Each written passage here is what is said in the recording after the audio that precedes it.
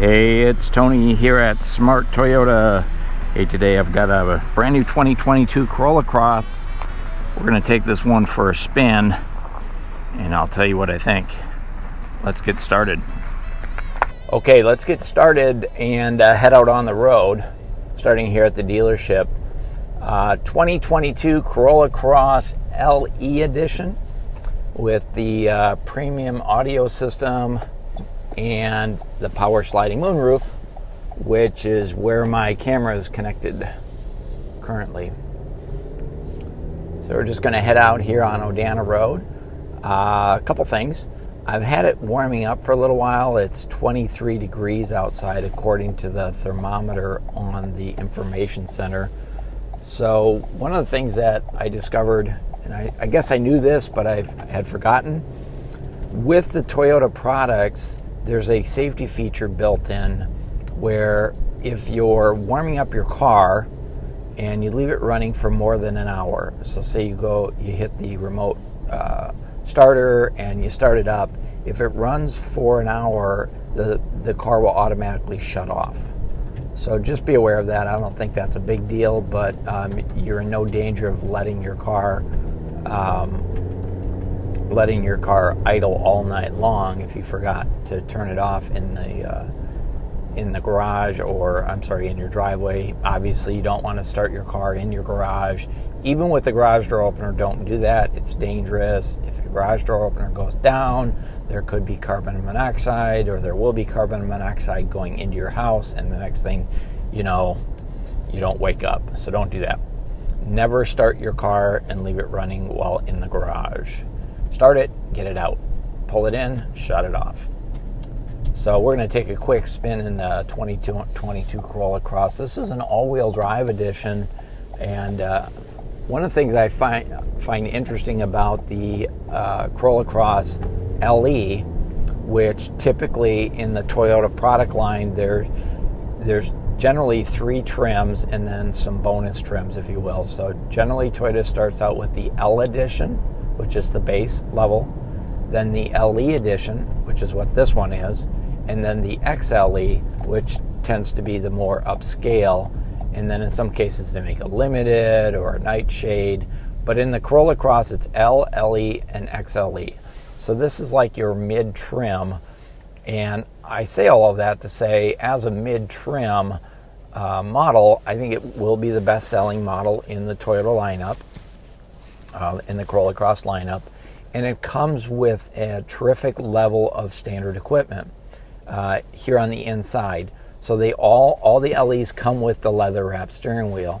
It's not heated, but it is leather-wrapped and it's really comfortable.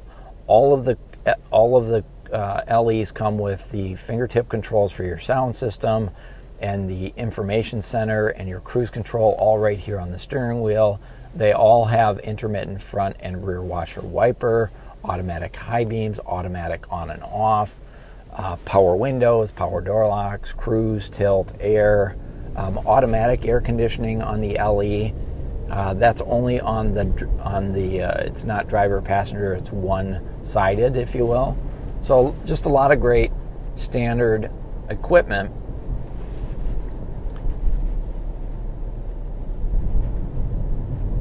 Man, this ride's really nice. This is an all-wheel drive, so it's a little more rigid. This one's riding on 17-inch wheels and tires. 4-wheel disc brakes, anti-lock brakes, traction control, independent suspension. Let's see how fast we can get up to 60 here.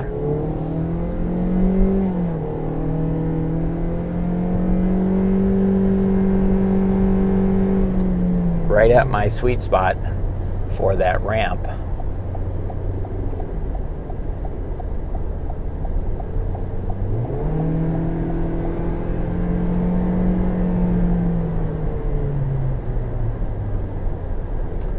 So this is a CVT automatic transmission. I would say the power's okay-ish. It's not great. You do have the ability to shift over to manual, so you can kind of work your way up and down the gears if you want. Kind of a simulated stick shift. I do have blind spot monitoring, so in the mirror right now, there's a car next to me and there's a yellow indicator in the mirror. So that's cool. I do have lane tracing assist on here, so it will detect my lane and help nudge me back into it. So that's pretty cool.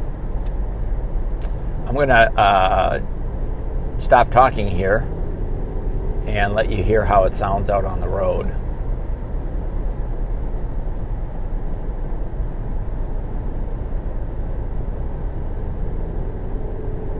And I'm just going to go ahead and pass here.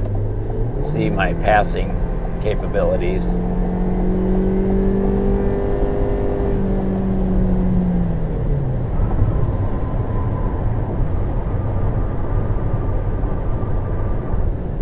Again, I think it's okay-ish. You're not going to win any drag races with this one, but it can hold its own out on the road.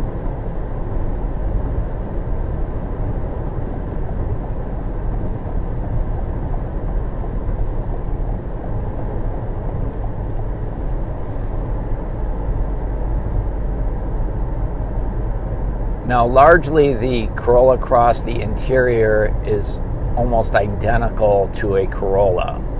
It does sit up higher, so it does feel a little bit more like a sport utility vehicle, if you will, and it does have a firmer ride. But in terms of the gauge cluster instrumentation, it's almost identical. I really haven't been able to find anything different about it. Your center stack is the same. This is going to be an 8-inch touchscreen. Now this one does have the premium audio system in it, so that is the JBL audio system. So it bumps the system up from, I believe it's 6 speakers, 6 up to 9. So you pick up some additional speakers up here in the B pillars. And then there's also a subwoofer back in the trunk with the JBL audio system. That system's a little over a $1,400 increase in the price.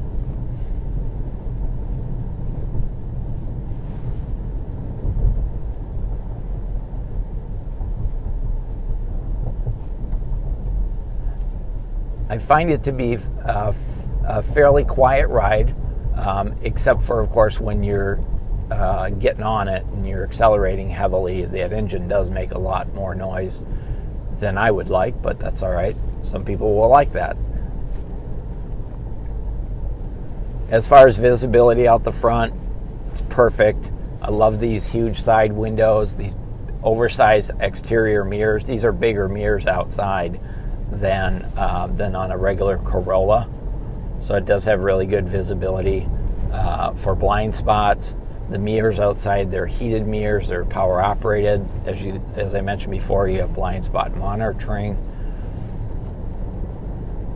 The gauge cluster, it does have analog gauges. It's kind of a white on black with red needles, and then an information center which has outside temperature and all your personalization settings are all there. The LE edition does have wireless charging, so if you have a wireless charging smartphone, you can just drop it down there. There's also some USB ports. We do have automatic start and stop for the engine. Traction control, you can turn that on and off. I think if you're currently, if you're driving, say, a Toyota Prius, and so I personally have the older style Prius, and the older style, actually, I think it's a 2014, has more cargo room in it than the current model, the 2021 they've changed the back angle on the newer Prius. So if you're driving a Prius now and you like the overall size of it and you want that extra cargo room, this is going to be a great alternative to a Prius. However, for 2022, it's not available as a hybrid. Word is in 2023, they'll have the hybrid all-wheel drive edition. So right now it's a gasoline, it's the Toyota 2-liter gasoline engine, and the combined fuel economy on this is like 35, I believe, somewhere in there, city and highway. So it's pretty good, but it's not the 50 plus that you get out of a Prius. But I don't think when this goes hybrid, I don't think you'll get 50 out of this either. Probably somewhere around the mid to upper 40s, just because it's a bigger vehicle. And if they use that same engine that they use in the Prius, which is a 1.8 liter hybrid engine, it's going to be a smaller engine. This is a 2 liter. It'll be interesting to see if they come out with a 2 liter hybrid. They have the 1.8, and then they have the 2.5, which is used in the Camry and the RAV4. The 2.5 is probably not going to show up in this one just because of the size of the vehicle. But in the gauge cluster, I do have road sign detection, so it's telling me the speed limit right here is 40 miles an hour. That's really nice. It also will pick up stop signs and yield signs and wrong way signs and give you an indicator on the dashboard here. Now, I can't turn on the sound system right now because YouTube will hear the music and I'll get a copyright infringement. So if you want to hear the JBL audio system, I strongly recommend visiting the dealership, call and set up an appointment. This one's available at Smart Toyota right now, today, December 30th, 2021. It's being held as a demo, so you can actually come in and test drive one, and then you can order yours and get it the way you want it equipped. Hey, if you're getting value out of this video, you like the video, if you have questions, comments, or concerns, let me know in the comments and I'll be happy to answer those questions for you. Really a great vehicle, fits right in between, say, the RAV4 and the CHR, because this is an all-wheel drive. CHR is not. CHR is a little bit smaller, not as much cargo room, not as much passenger room, and then the RAV4 is bigger, so that's where it's slotted in. CHR, Corolla Cross, RAV4. Hey, I want to thank you for watching the video. Please feel free to give us a call or stop by and take one for a spin. This is Tony at Smart Toyota. Thanks for watching.